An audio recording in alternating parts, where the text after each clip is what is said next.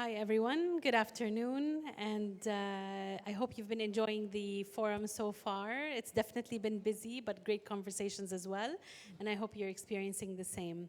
My name is Heba, and I'm very happy to be moderating our panel today on the future with materials. First, I'd like to start with a bit about myself in terms of why materials and where my passion for materials came from. So it all started as a young student and young engineering student. And like all engineers, I quickly realized how awesome the world of materials was and how materials is in everything. And when I'm talking about materials, for those of you who may not be in the field, I'm talking about biomaterials, I'm talking about polymers, I'm talking about semiconductors and composites and all sorts of nice things. I'm also talking about the air we breathe, I'm talking about the clothes we wear, and I'm talking about every surface that we touch. So materials are definitely everywhere around us. And besides looking at fuel cell innovation during my years in engineering and product design and food extrusion, I got to witness how materials is absolutely critical if you're looking for a great strategic shift in business and transformation as I was working at Eastman Kodak and as they were transitioning through the era of silver halide to digital technologies. But I also started to become aware about the implications of materials if we don't take into account the short-term and the long-term risks to people and planet, our health and our well-being. So you might be wondering, we are at the Futures Forum, we're talking about materials. Material science has always been a part of engineering, always been a part of our studies and our futures and products, especially on the consumer goods side of things. But why futures and why now? And I can tell you from the foresight perspective and a futuristic perspective is that we've got three global drivers that make this an interesting time for materials. The first is that we've got artificial intelligence that is able to help us simulate and model and even formulate synthetic materials that we haven't been able to do before in such fast speeds. The second key driver is the fact that our actually tools for fabrication, our tools for microscopy, our tools for spectroscopy have all advanced in a way that, again, makes it easier for us to look into the world of materials and to see how we can use it for innovation and for forwarding our prosperity and well-being.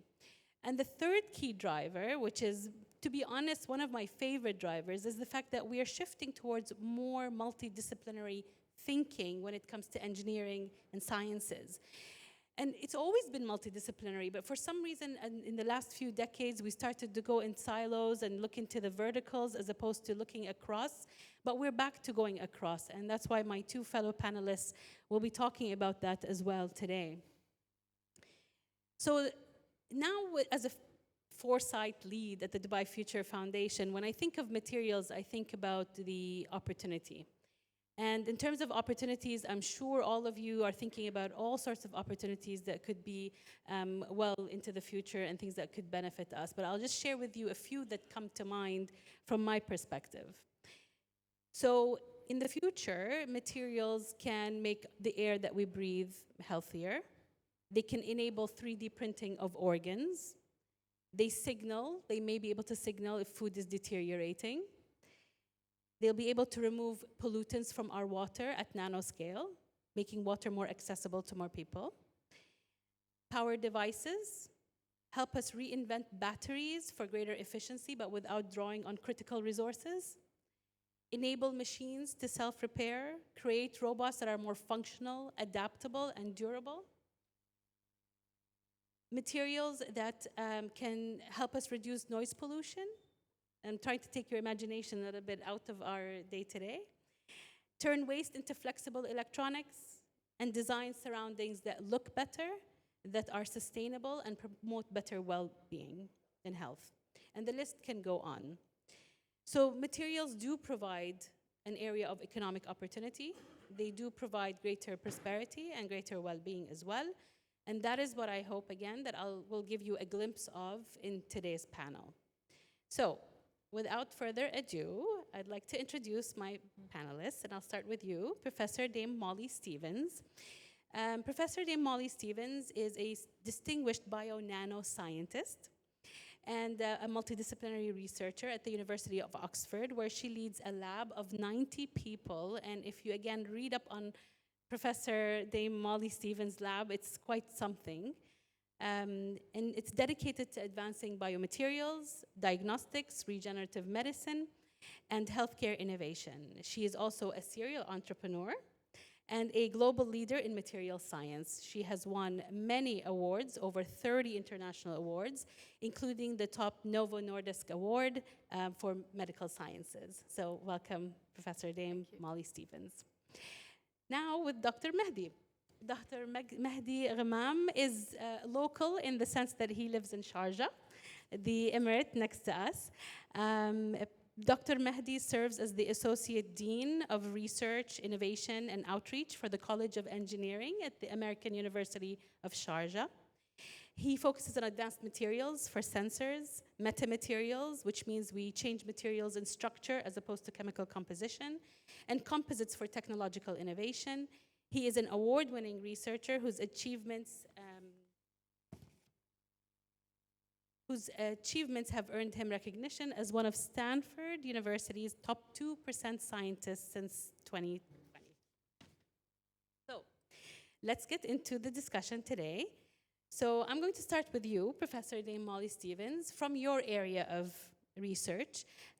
Tell me why materials and why now? Okay, thanks so much for having me here for a start. The whole meeting's been so interesting. So I'm exactly, as you mentioned, at the interface of interdisciplinary science. So materials is a very key part to what we do. I would say I'm a biomaterials engineer. But within my group, we have also medics and chemists and other kinds of engineers and physicists and even data scientists. So when I'm going to be talking about materials today, it's really in the context of thinking of how we interface that with medicine, how we interface that with AI, and so on. Some of the things we're really interested in are developing new types of materials that can really change the functionality of innovation, essentially. So I'll give you an example. You all know the humble lateral flow test, the kind of COVID test that we've all used, no doubt, in the last few years, where you get a red line at the test line. That's due to very small gold nanoparticles. What we're doing is making new kinds of particles that provide the same sort of test line, but the color's 100 times stronger. And so that means you can detect diseases with 100 times less of the virus, for example. We're also working on new kinds of instruments that can tell us more about materials properties. So we've invented the first instrument in the world. It's now CE mark approved across Europe that can measure the chemistry of single nanoparticles in an automated fashion. That's never previously been possible, and it's going to change the way we can look at analysis of new gene therapies, new vaccines, and so on. And we're now working with many pharma companies in that area. And we also work a lot on design of small particles for new kinds of delivery of genetic medicines, as well as other kinds of biosensing and also 3D printing that you mentioned in your introduction. Yeah. And so you do feel that this is quite an interesting times that we live in the worlds of material science. Well, material science is always exciting and has always been evolving. I think what's particularly exciting now is the ability to characterize materials in new ways, to predict, using AI, using machine learning and other approaches to predict what the design of new materials might be, and then to make sure those are incorporated in this very interdisciplinary framework. Where you take also a lot of information from genetic medicines and genomic and so on, and you bring everything together. That's what's most exciting. Yeah. Exciting. And Dr. Mehdi, what about yourself? Your area of research and why materials, why now? Sure. So first of all, I would like to thank you for the invitation. I'm very honored today to be part of this panel discussion, especially with you, Professor Molly. So now, material, to be honest with you, is a backbone of any innovation engineering, and they dictate what's possible when it comes to, in terms of functionality, sustainability, so it's part of many, many engineering applications. Now, And you mentioned something which is very important, this interdisciplinary, way or approach to develop new materials and to expose it to many applications. So let me talk a bit about my own research. And, I started working on what we call MEMS, microelectromechanical systems. It's purely, let's say, it's a mechatronic system, and I was focusing mainly on sensing application, on how to, let's say, sense gas in the atmosphere, how to sense chemicals in water, and so on. And then at some point, I found that this needs somehow to be integrated with nanomaterials, which have high affinity, high sensitivity to an element of interest that we would like to capture. And here comes, the interest, to look at specific materials and to collaborate with other professors with background in chemical engineering, in biology, to be able, to complement my knowledge, because I am by training mechanical engineer, okay? So to be able to make a significant advances when it comes to sensing application, okay, I have to collaborate with people from other disciplines, and especially with knowledge in material science, okay?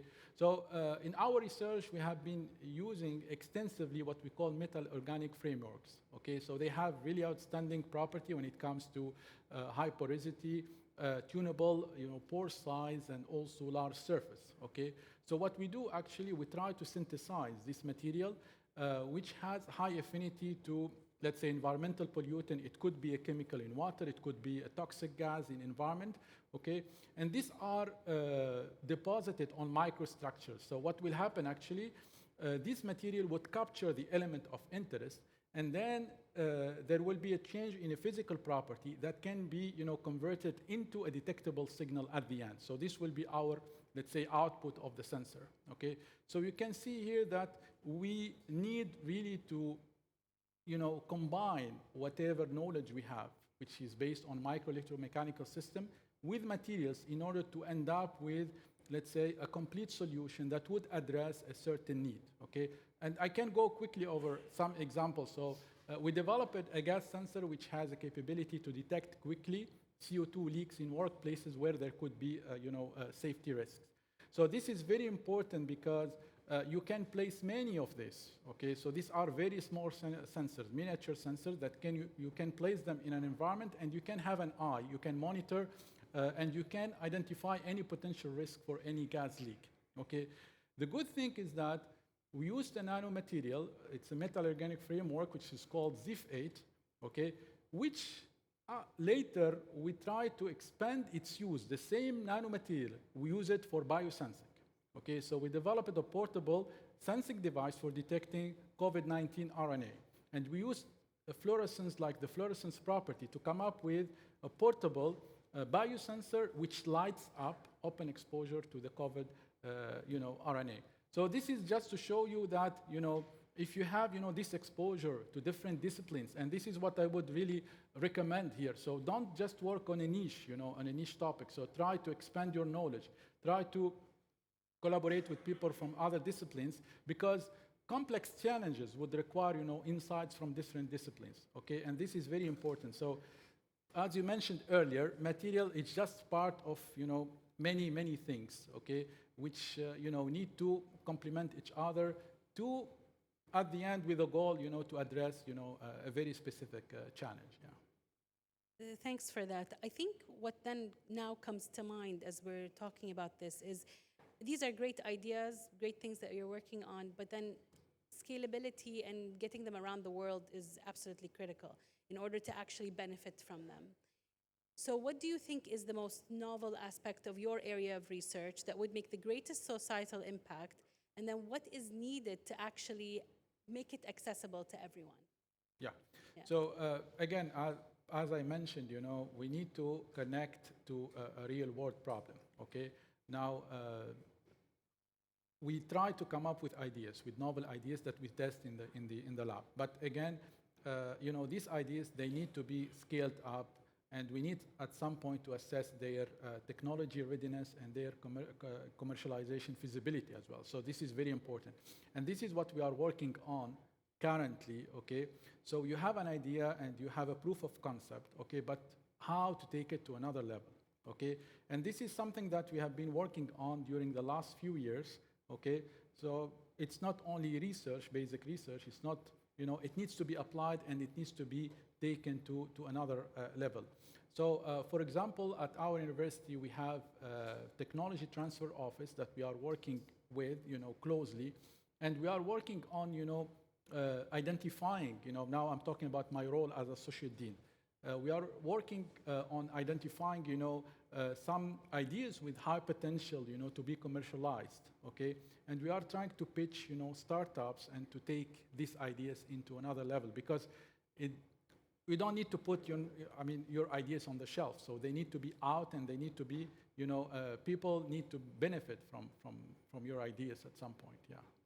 So also getting the startups involved, getting funding in. Yes. From a regulatory perspective, do you find any issues in terms of different countries and their regulations when it comes to materials and sensing?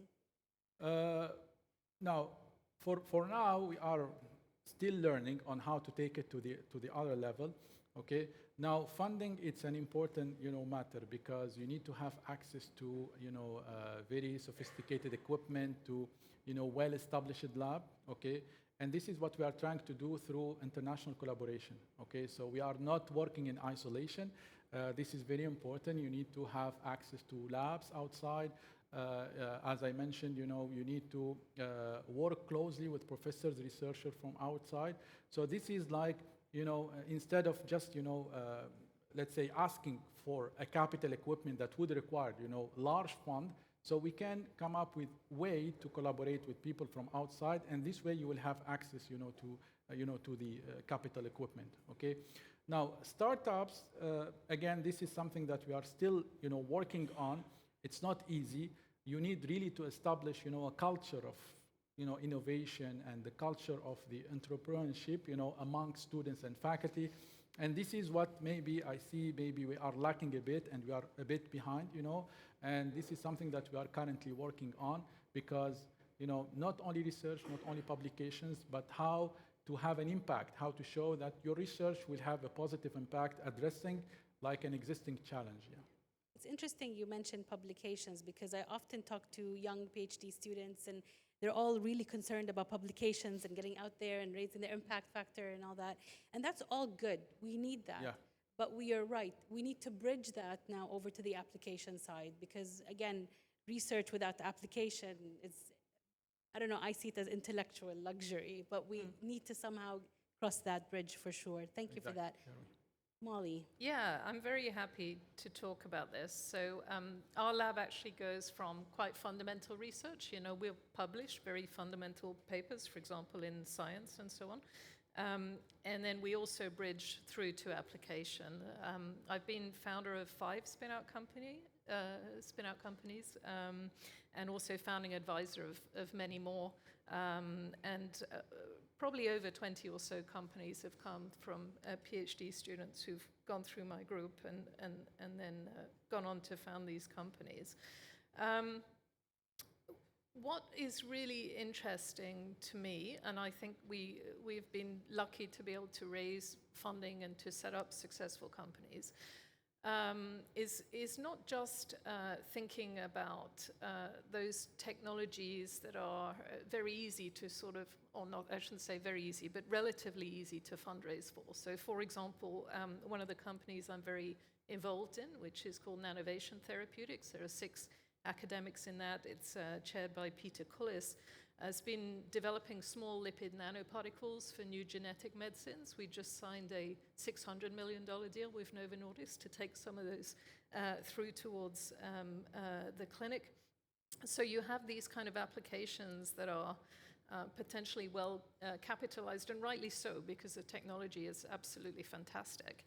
But I'm also very interested in making technologies that can have a lot of impact, for example, in the global south. And that is, for example, some of our diagnostics that are low cost but super effective. And one of the things we're doing there, for example, we have set up a number of biosensing companies at the interface of AI, and those are running and doing very exciting work. But we're also partnering, for example, with organizations like the Wellcome Trust. So we've been working on a new cholera diagnostics. It's currently the best performing cholera diagnostic that's ever been developed, and we'll be doing trials in Bangladesh and DRC. And those kind of innovations are actually so important for the world. They're very difficult to fundraise for commercially because there are essentially no profit margins really on these things, but they're going to save a lot of lives. And thankfully, I think organizations like Gavi and CEPI and so on will be putting some funds behind these things to make sure that they get to people that need them. So that's a completely different challenge. We also work a lot with the Gates Foundation. So I'm making new kinds of vaccines that would be pulsatile. So you give one dose and then it will self-dose a month later so that people don't have to go back to a clinic, which is a sort of a real advantage in many settings. So there's, for us, it really spans things that we can spin out into companies, fundraise through angels, VCs, larger industrial partnerships, right through to a lot of our activities that by design will have to be a little bit more philanthropically sorted, and they're really all about saving lives, and then they're not about profit at all. They're about how can we make a difference, and so we sort of span those different areas. I can't help but think about those innovations on that side and ones that are focused on solving these kind of health issues in these countries.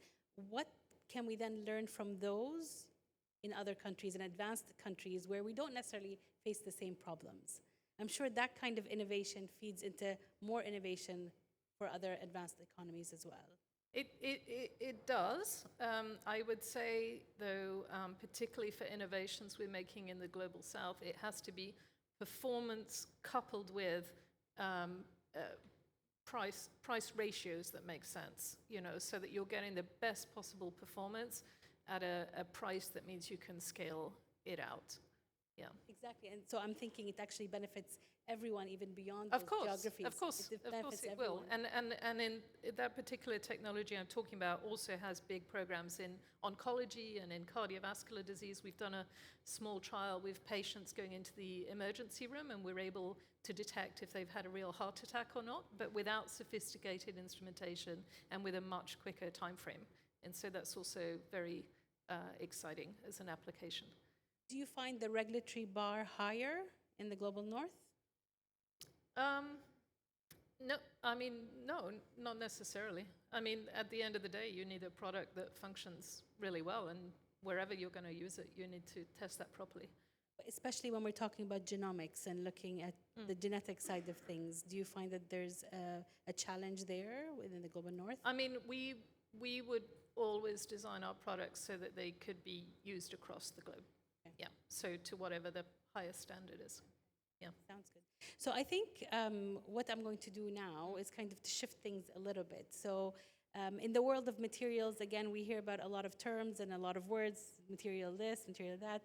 So I'm just going to nudge Molly and Mehdi and just mention a few words, get their commentary on it, and then get them to add their own word when it comes to materials as well.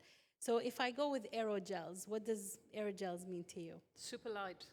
Super light. Super light. Yeah. Super light and strong as well. Yeah. So aerogels are gels that are actually hard, but the water is actually replaced with the air to make them even harder. So think about future of silicone and future of insulation as well. Mehdi? Yeah, I think they are very useful, and they can be applied, in very many applications. Yeah. Okay? And I totally agree. They are very light, and yeah. Yeah. There's an interesting materials library in London, actually, where you can go and you can pick up cubes of the exact same dimension of lots and lots of different types of materials. It was set up by a professor called Mark Medovnik. And one of the things I found most interesting, actually, when I went there, was picking up many other types of materials, heavy materials, medium materials, etc.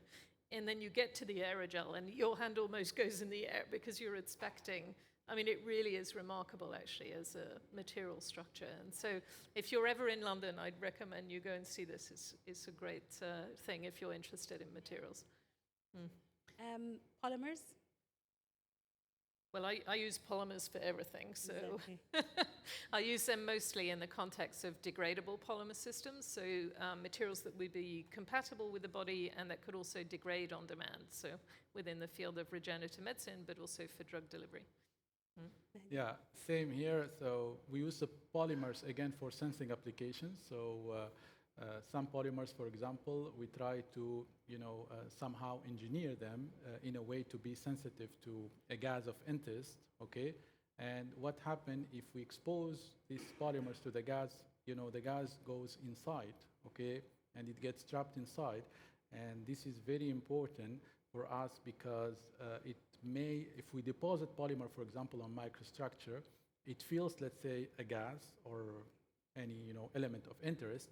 So imagine that even that small amount of gas molecule, it will have a huge impact on a microstructure, again related to what I mentioned previously about the microelectromechanical system.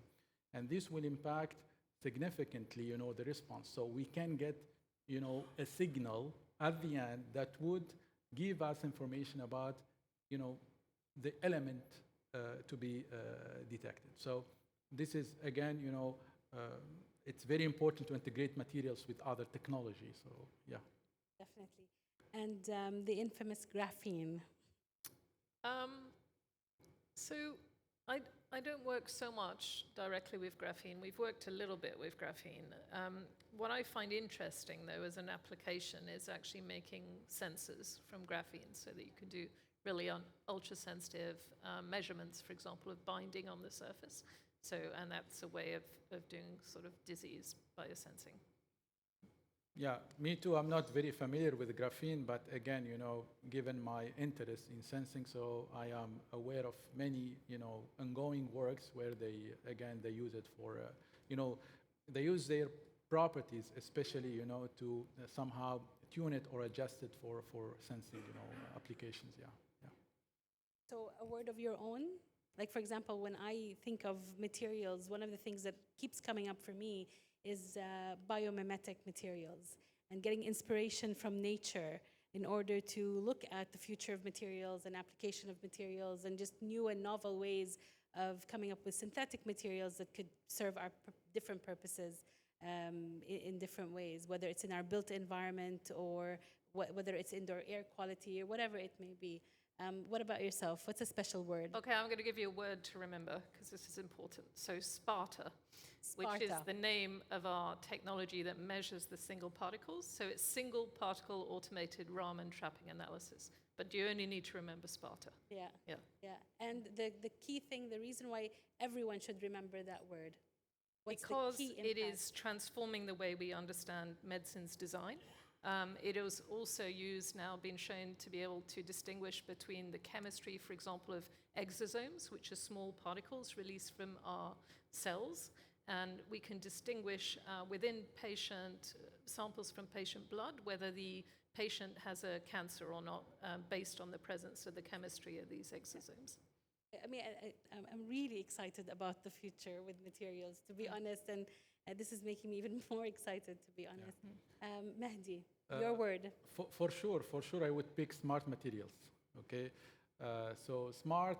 What do you mean by smart materials? Exactly. Actually, so these are type of materials that can respond, to an external stimuli in a predictable and useful way. It's as they are. They have like some sort of intelligence of their own. So they can sense, environment, let's say pressure, temperature, let's say exposure to chemical or a gas, okay? And they can adjust their properties, accordingly. Now, this level of responsiveness can open the door for many innovation, possibilities, different applications, okay? So let me, if you allow me, just, I would like to take this opportunity to say a few words about, international conference which I'm organizing next week at the American University of Sharjah, and the theme actually is smart materials and nanotechnology in engineering. So this will be the 8th edition. It was launched back in 2007 in China and then organized in a number of countries, including Canada, Spain, and Australia. And we are happy this year to host it at the American University of Sharjah. We anticipate that 100 plus participants from 14 different countries. So we are actually trying to kind of provide like a comprehensive forum to discuss the current state of art of smart material, and especially the combination of smart materials and nanotechnology has been like emerging, okay, as a hot and frontier topic over the last recent year. So for sure, I would speak. I'm a big fan of smart materials. I have many ongoing research works related to smart materials.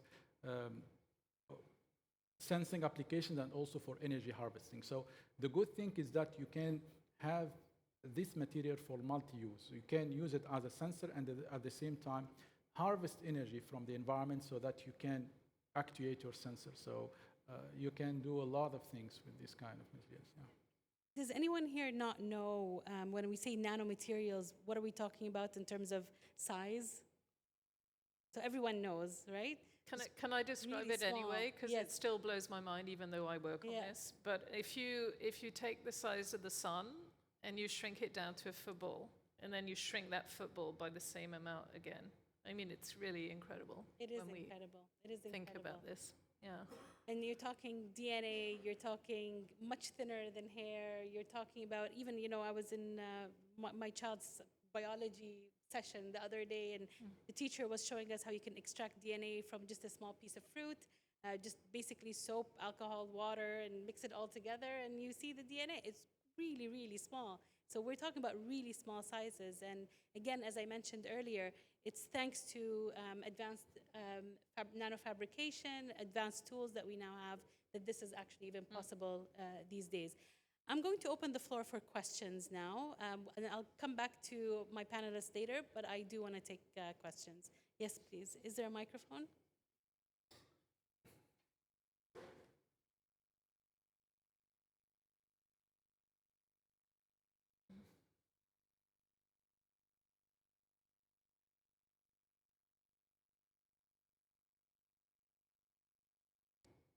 Thank you. I have two questions. The first one, we are here at the panel, which is called Transforming Humanity. So I'm really curious, what is the relevance of your topic to transforming humanity?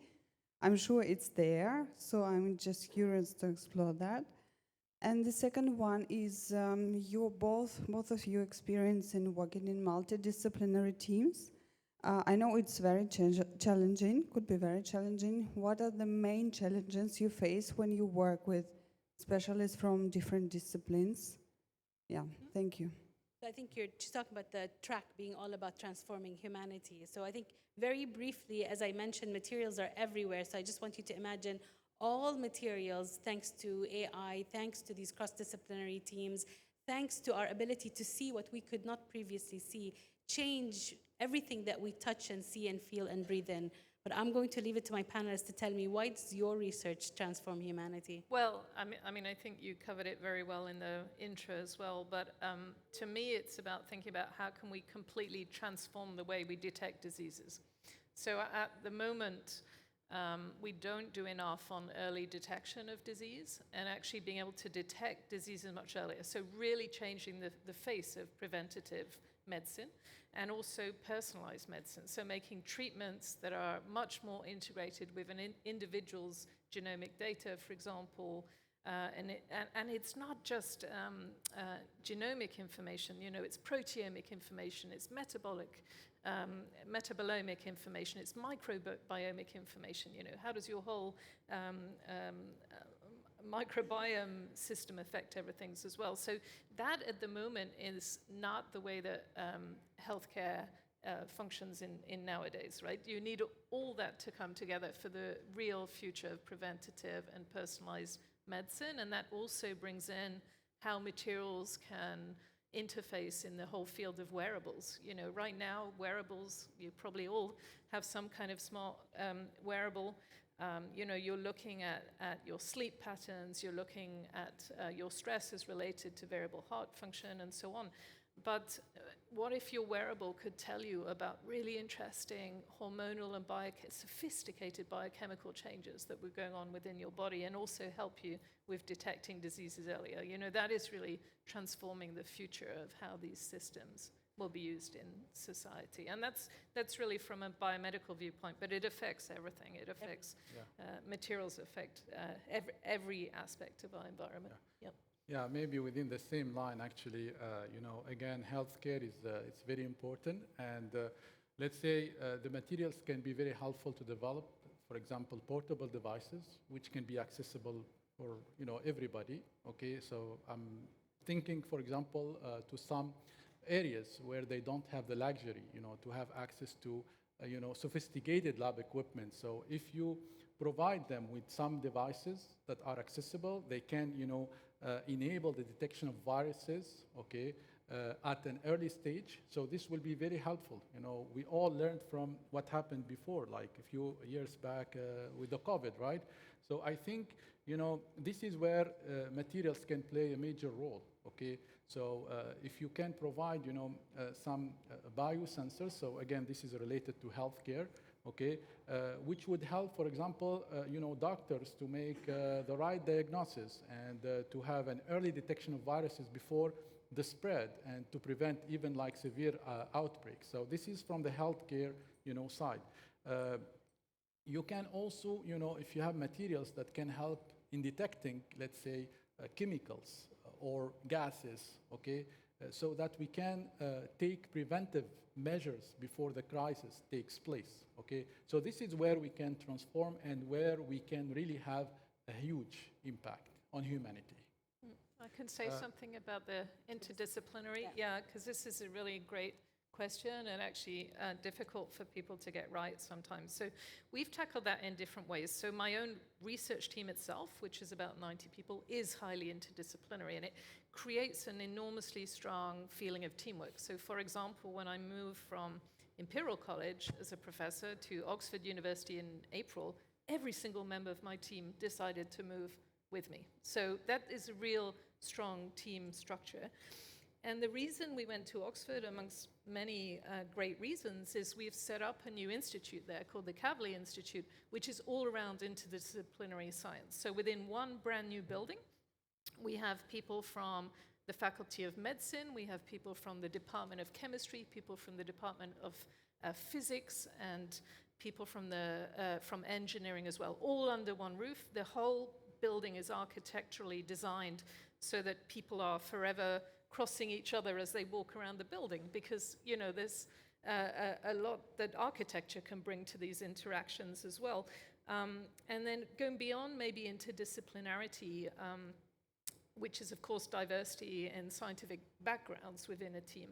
I think diversity in general is incredibly important. And at Oxford University, I've taken on the role as university champion for women in diversity and entrepreneurship. And that is about bringing more diverse teams and more types of diversity of thinking to teamwork, and also when we spin out companies. And I think that's also really important. Yeah. Yeah. Yeah. Well, I mean, you have to really work at it. And for example, the reason I've taken on this university champion role for women in diversity and entrepreneurship is that female founders only attract 2% of VC funding. You know, this is a massive challenge, right? And so it's something that we all need to be aware of and to work really hard to try and overcome these. Yeah. Maybe if I can add a few words about challenges. I think now it's a must, I would say. You know, now maybe a few years back, you can, you know, focus on a very particular area and you can succeed.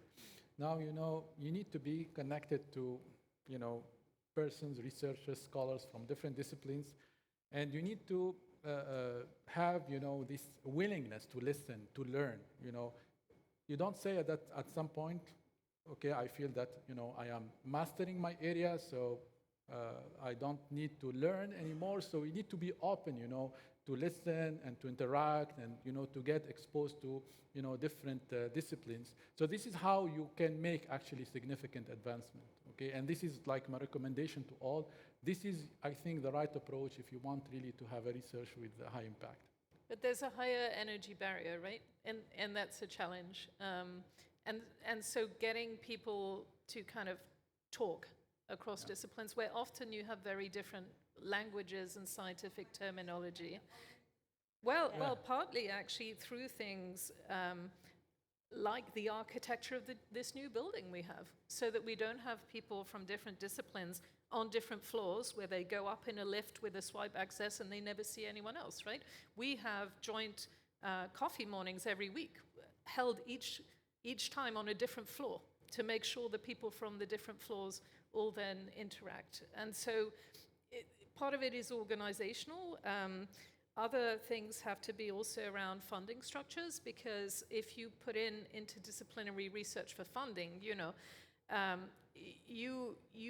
are somewhat at risk of getting more negative review comments from different people coming at it from very different angles. And so making sure that our funding structures are, when they say they want to fund interdisciplinary research, actually really mean that. And that the panel structures are set up with evaluation criteria that actually value that interdisciplinary interfacing. Yeah. If you don't mind, I also wanted to. There was another question here as well. Actually, over there first, please. Oh. Yeah, thank you. Sorry about that. Thank you very much. My name is Ben. I'm an architect. I just want to zoom out on the scale here a bit. Concrete is the second most ubiquitous material in the world behind water. And we're running out of sand. Build alluvial sand. You've alluded to architecture. I was wondering if any of you have had experience or know of any solutions and new materials we're developing specifically for the built environment, considering this material, much like oil, has become cheap price point, very successful, well designed, and is one of the most scalable examples we've ever created as a human race. I think just before we answer that, I do want to just bring Prototypes for Humanity to your attention, which is in the Emirates Towers. There's actually a few projects in there by some university students that are covering concrete and self-repair and all that. So you might find that interesting. But Mehdi, you had something? Yeah, maybe I am a bit away from civil engineering, but I'm aware that I'm talking maybe about my own college, okay? I'm aware that we have some faculty who are very active in 3D printing, concrete 3D printing. And I think that they are working, on coming up with materials that would satisfy, these requirements when it comes to the strength and to, resistance of different environmental, factors, okay? The weight and so on. So I cannot say much on it, but I know that nowadays they are looking carefully and especially, adding this sustainability component to the, to the building materials, which is very important nowadays. Yeah. It's not my area, but I do know a little bit about it. At the Royal Society, where I'm a fellow, a few years ago, we published a report on animate materials, so materials that might respond in different conditions. So I think you would find that report very interesting, and that covers also building materials. So thinking particularly about longevity of buildings and how these might self-repair over time and things like that. And I think another area that's very interesting as well is how might you incorporate carbon capture into these kind of materials that you might use within the building industry, because the building industry, there are a lot of issues around the kind of carbon footprint of these, and there are new types of materials that can maybe also incorporate carbon capture into the design. Yeah. So we're running out of time, but I really do want to grab two more questions, but promise to keep it to 30 seconds. So we've got one question here and then one question here, if you don't mind. So I'll get to you as well. 30 seconds. Hi, if there's one material that you would like us to pay attention to, maybe it's upcoming, maybe it's commercializing really good, or it's already impacting many people right now, what material would it be? Good short question. Well, Powerful. can I give a slightly left field answer, which is why don't we also think about proteins as building blocks? You'll have seen the Nobel Prize that just came out for AlphaFold and also for DeepMind and for David Baker's lab.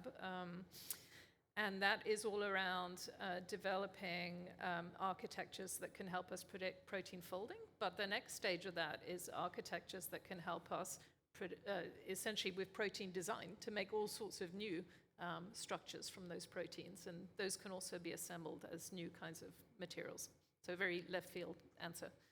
Yeah. Maybe, again, this depends on the application that you are targeting, but maybe I'm a bit biased because, I'm gonna refer to a material which we have been using, over the last few years, metal organic frameworks. So they are quite versatile, and they can be tuned, they can be engineered, to satisfy, different requirements based on different applications when it comes to sensing, drug delivery, okay, and water, treatment, and so on.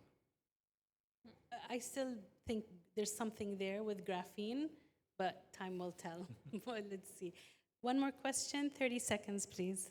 So you spoke about human-centric design while building, right? And I was just wondering how inclusivity for building in the global south looks like, because you're trying to build with, not build for. So on a ground level, when you are building around human-centric design, like wearables, things like that in the global south, what does that look like? Well, it looks like engaging with groups that are based in locations that you ultimately want to roll out the technology. And so, for example, for us, we've worked a lot in KwaZulu-Natal in South Africa around the area of early HIV diagnostics, in particular with the Africa Health Research Institute. Right now, for our cholera diagnostic, we have very strong partnerships in Bangladesh, and as part of that have actually held around table discussions with very senior healthcare officials in Bangladesh around essentially discussing with them the considerations for the design. And so all the time you need to be thinking about having the right stakeholders around the table. And we work also in Uganda and Ghana as well, but always in collaboration with people actually on the ground that understand much better what the considerations are for how it will be deployed and then rolled out. Yeah. So with that, you want to mention something? Yeah, Mehdi? maybe I can refer to a project that we had with University of Waterloo, Canada. So we worked on sensors for detecting mercury, and this came from like a problem that they have there in aquaculture, open sea aquaculture. They are exposed to mercury, okay? So we tried to work together to develop sensors for on-site monitoring of the mercury level, okay? Because when it goes to fish, it will be very harmful for the health, okay? So this is an example where, we try to look at an existing, problem. It could be very specific to a certain area, it could be global, and then we try to come up with innovative solution that would tackle that particular problem. Again, I don't know about you, but I was excited about materials, and I'm still definitely excited about materials. And I just want to say that often it's the things that we take for granted or we don't see that end up transforming humanity. And I think materials is one of those areas. We hear about materials, but not enough. But I can tell you that I think it's transformative from a health perspective, planet perspective, environmental perspective, and lots of innovation there as well. Thank you again. Thank you again, audience. I could feel the energy from you guys, and have a good lunch. Thank you.